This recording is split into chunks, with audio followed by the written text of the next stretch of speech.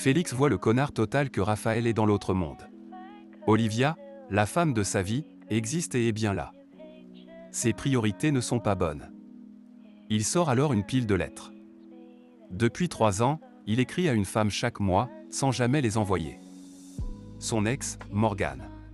Elle lui a demandé de la laisser tranquille, et il l'a fait, mais sans pour autant avoir jamais cessé de l'aimer. Félix lui dit qu'il échangerait tout lui, pour une seconde chance, avant de lui demander de partir. Raphaël rend visite à Gabrielle, suite à son accident. Là, il s'aperçoit que sa bague de fiançailles n'est plus là. En effet, au même moment, Marc demande Olivia en mariage.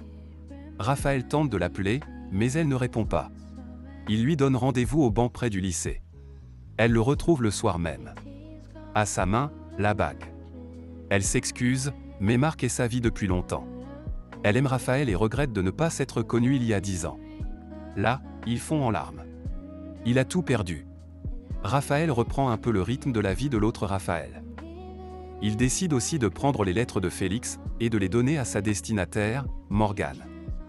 Un jour, en classe, il entend ses élèves parler de la mort d'un de leurs personnages de Shakespeare, sûrement Mercutio, de loin le plus aimable, comme dans ma vidéo ci-dessus.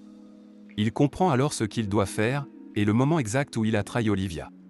Le moment où il a tué Shadow. Il reprend la réécriture de son roman. Des nuits durant, il réécrit tout pour une meilleure fin. Pour lui, c'est Zoltan qui doit mourir désormais. Le jour du concert d'Olivia arrive. Il retrouve Félix avec Morgane. Elle a été touchée par ses lettres, et leur histoire a repris.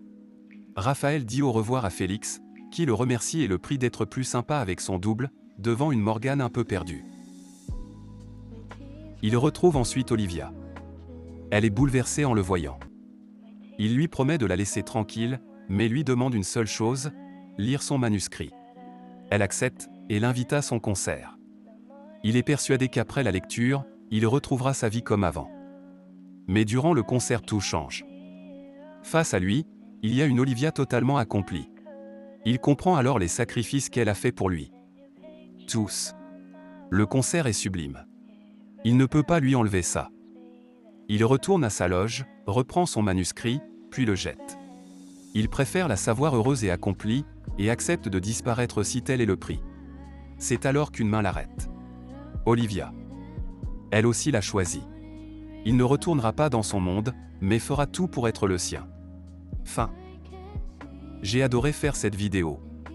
Dites-moi ce que vous en avez pensé, ou recommandez de nouveaux films à explorer. Je lis tous les commentaires. Abonnez-vous.